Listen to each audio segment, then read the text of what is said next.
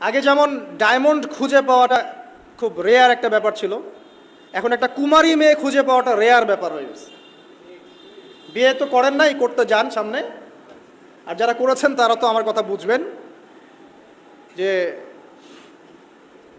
Current জালেও যে জাটকা ধরা পড়তো, এখন আপনি ওই কী বলবো পবিত্রতার জাল দিয়ে সার্চ করেন, দেখেন কয়টা কুমারী মেয়ে খুঁজে পান। স্কুল কলেজের মেয়েরাও এখন কুমারী নাই, স্কুল কলেজের মেয়েরাও এখন কুমারী নাই, অনেকেই নাই, ইল্লা মাশাআল্লাহ। পরিবারের লোকজন জানেও এগুলা, এটাই স্বাভাবিক এখন। আর যদি মাশাআল্লাহ এই যুগের কোনো দিনদার ক্যাটরিনা কাইফ ভাগ্যে জোটে, তাহলে তার পিছনেই সারা জীবন চলে যাবে।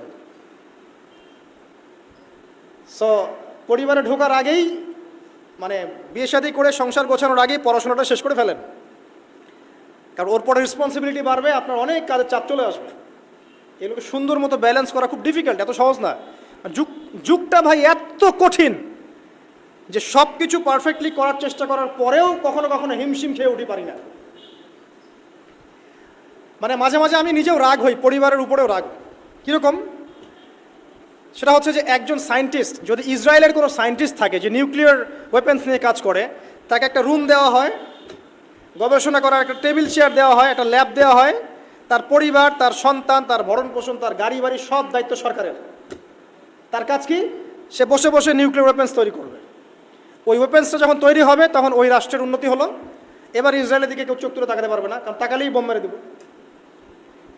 আর আমরা যারা দিনের কাজও করি, অনেক সময় দেখা যায় আলেম বা মুফতি বা মুহাদ্দিস বা দায়ী, দেখবেন তাদেরকে বাজার করতে হয়, পরিবার মেনটেন করতে হয়, সন্তানের লেখাপড়া দেখতে হয়, তাদেরকে অডিয়েন্স ডিল করতে হয়, মিডিয়া ডিল করতে হয়, মানুষের সমালোচনার অ্যান্সার করতে হয়। কাজের শেষ নেই, মাথা খাটাতে খাটাতে আপনি টায়ার্ড।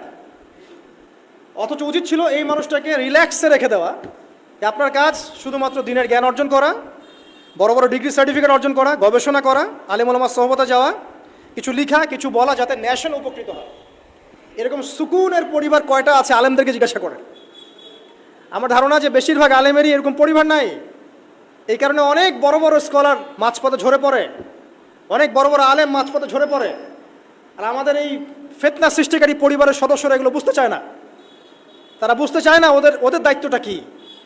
তাদের দায়িত্ব হচ্ছে ওই ব্যক্তিকে সাপোর্ট করা পিছন থেকে, যে আল্লাহর দিনের পথের একজন দায়ী, একজন মুবাল্লিগ, একজন আলেম, একজন ফকিহ। এক্ষেত্রে আল্লাহ পাক হয়তো আমাদেরকে পরীক্ষা করছেন অথবা গুনাহ মাফ করছেন, কিন্তু এটা হওয়া উচিত ছিল না। যারা দিনের পথে কাজ করবে তাদের পরিবারটা হবে সেই রকম যেন পরিবার থেকে কোনো প্রেশার তার মধ্যে না আসে, মানসিকভাবে সে যেন স্ট্রেস না পায়, রিল্যাক্সে সে দিনের কাজ করতে পারে। দেখবেন তার দ্বারা লক্ষ লক্ষ কোটি কোটি মানুষ উপকৃত হবে। হ্যাঁ, এই জন্য অনেক, হ্যাঁ এটা ঠিক বলেছো ভাই, এই জন্য অনেক বড় বড় মুহাদ্দিস ছিলেন যারা কিন্তু আসলে কোনোদিন বিয়ে করেন নাই। তবে এটা আমি নিরুৎসাহিত করছি না।